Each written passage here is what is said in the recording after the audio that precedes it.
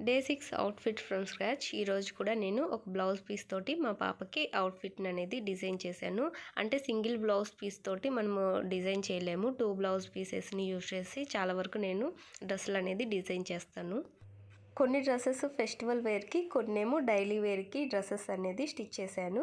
ఇక్కడ నేను చూపిస్తుంది 1 మీటర్ ఫ్యాబ్రిక్ అండి. పట్టు ఫ్యాబ్రిక్ మనం రెడ్ కలర్లో తీసుకున్నాము. సో 1 మీటర్ ఫ్యాబ్రిక్ తోటి నేను ఇలా బ్లౌజ్ని అనేది స్టిచ్ చేశాను. కొంచెం ఫ్యాబ్రిక్ కూడా మిగిలింది.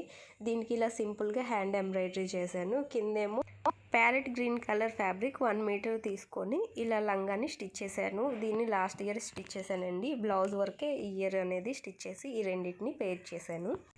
ఈ బ్లౌజ్కి నేను హాఫ్ అన్ అవర్లోనే హ్యాండ్ ఎంబ్రాయిడరీ అనేది చేశాను. సూది దారంతో అవసరం లేకుండా చాలా తక్కువ టైంలోనే వర్క్ అనేది సింపుల్గా చేసుకోవచ్చు. దీని వీడియో మన ఛానల్లో అప్లోడ్ చేస్తాను.